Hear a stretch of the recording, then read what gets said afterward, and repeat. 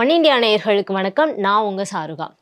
16,134 அடி உயரத்துல இந்தியா போட்ட 32 கிலோமீட்டர் சாலை. இந்தியா சீனா எல்லையில இருக்கிற உத்தரகாண்டோட நிலப்பாணி பகுதியில இருந்து முலிங்லா வரைக்கும் 32 கிலோமீட்டர் தூரத்திற்கான பிரமாண்ட சாலையை இந்தியா அமைத்து வருது.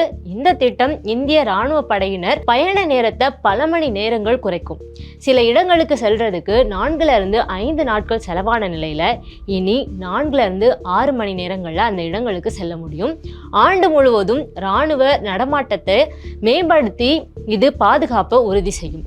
விலை உயர்ந்த விமான பயணத்தை சார்ந்திருக்காம இனி சாலை வழி பயணத்தை இதன் மூலம் மேற்கொள்ள முடியும். இந்தியா மேற்கொள்ற சாலை மத்திய அரசோட சவாலான எல்லை உள்கட்டமைப்பு திட்டங்கள்ல இதுவும் ஒன்று. பழைய கரடு முரடான பாதைக்கு மாற்றாக அமையும் இந்த திட்டத்துக்கு சுமார் 104 கோடி செலவாகலாம். மத்திய அரசோட ஆவணங்கள் படி BRO மேற்கொண்ட தீவிர ஆலோசனைக்கு பிறகு இந்த சாலை கட்டப்பட்டு வருது. முலிங்லா சுமார் 16,134 அடி உயரத்தில் அமைந்திருக்கிற ஒரு பருவகால மலைப்பாதை. இதை எல்லா காலங்களையும் பயன்படுத்த முடியும். அதாவது கடும் குளிர்காலத்திலையும் பயன்படுத்தலாம், நிலச்சரிவு வெள்ளம் ஏற்படுற மழைக்காலங்களையும் பயன்படுத்தலாம். இது உத்தரகாண்டையும் திபெத் தன்னாட்சி பகுதியையும் இணைக்குது.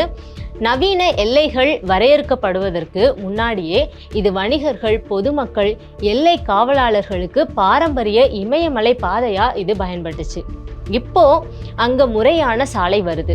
1962 இந்திய சீன போருக்கு பிந்தைய தளவாட பற்றாக்குறை, கடினமான நிலப்பரப்பாலையும் உண்மையான கட்டுப்பாட்டு கோட்டிற்கு அருகே சாலை அமைக்க முன்னுரிமை அளிக்காத பழைய பாதுகாப்பு அணுகுமுறையாலையும் இங்க சாலைகள் இல்லாம மக்கள் அவதிப்படும் நிலை ஏற்பட்டுச்சு. இந்த நிலைப்பாடு திட்டவட்டமாக மாறியிருக்கு. மோடி அரசோட புதிய திட்டமிடல் காரணமாக அங்கே சாலைகள் வருது. தற்போது முலிங்லா தளத்தை அடையிறதுக்கு 5 நாட்கள் மலையேற்றம் தேவை. துருப்புகள், ரேஷன்கள், எரிபொருள் மற்றும் உபகரணங்கள் எல்லா சுமை தூக்குபவர்களாலேயோ அல்லது பொதி சுமக்கும் விலங்குகள் மூலமாகவோ கொண்டு செல்லப்பட்டுச்சு.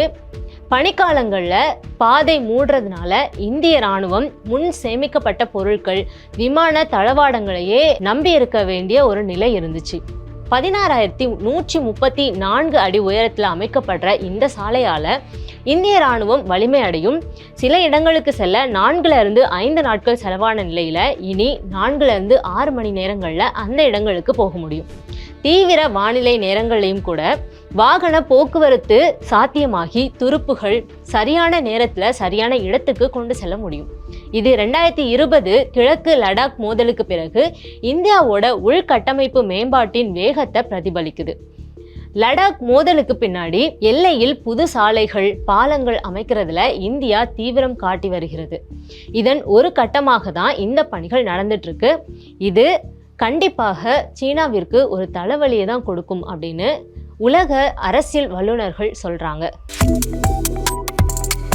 Subscribe to One India and never miss an update.